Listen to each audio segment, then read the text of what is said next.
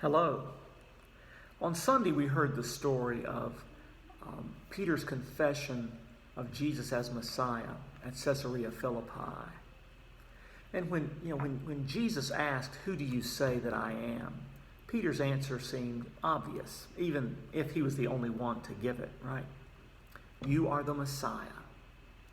But Jesus responded less obviously and began to teach them that he would suffer, be rejected and killed, and after 3 days be raised. They evidently didn't hear the part about being raised. Peter responded immediately and forcefully. He even rebuked Jesus. Jesus turned to Peter and said, "Get behind me, Satan, for you're setting your mind not on divine things, but on human things." Jesus then called the crowd and said, "If anyone would become my followers, let them deny themselves and take up their cross and follow me." Well, I'm with Peter, right? Religious faith should protect us from suffering, should make us acceptable, give us victory over what threatens us. Isolation from suffering, avoiding the cross, that's what we want and expect from God and God's Messiah, isn't it? Mark knows, though, that only those who follow Jesus all the way to the cross will really know who he is. If we stop before Calvary, we'll assume that he's just another miracle worker or another exorcist or a wise and compelling teacher. His identity can only truly be known at the cross. And there, even an unenlightened Roman soldier will be able to recognize him when he says, "Truly, this is the Son of God." But why follow a crucified Christ? Because only a crucified Messiah reveals God as a suffering, vulnerable God.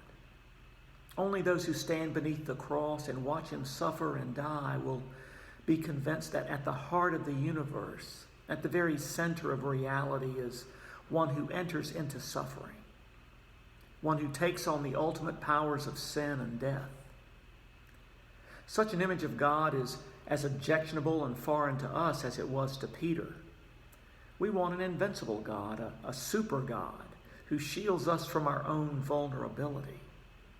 Immortal, invisible, God only wise is the God we consider worthy of worship and emulation.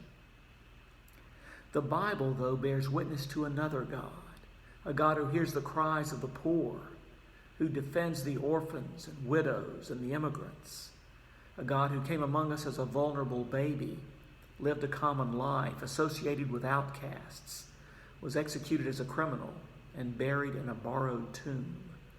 Even when he was raised from the dead, he was mistaken for a gravedigger. This is God.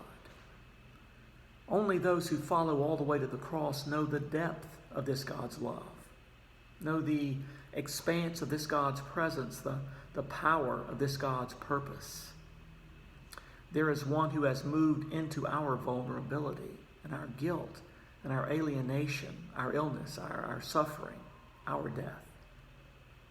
No longer do we have to cover our broken places with some protective armor. We can face our weaknesses and even share with Paul the promise that when I'm weak, I'm strong. We can take up a cross with the full assurance that there's one who has gone before us and now shares its weight and its pain. When it looks as though sin and suffering and death have the last word, those who follow a crucified Christ know better. They were there on that terrible day when darkness covered the earth and the one who was without sin bowed his head in death. But 3 days later they heard that he is risen. He's not here. He goes before you and will meet you in Galilee. We know this, and that's why we follow as people of hope. We live on the other side of the cross from Peter. We know who won. The future belongs to the one who went to the cross. Of course, we have those same objections to Jesus that Peter had. But Jesus will not be deterred. He will continue on the path of sacrificial love and continue to love us even when we misunderstand him or choose not to follow that path until the very end. And at the end, God takes what looks like weakness and demonstrates strength, and transforms what looks like disgrace and reveals God's surprising but ultimately life-giving glory. See you soon.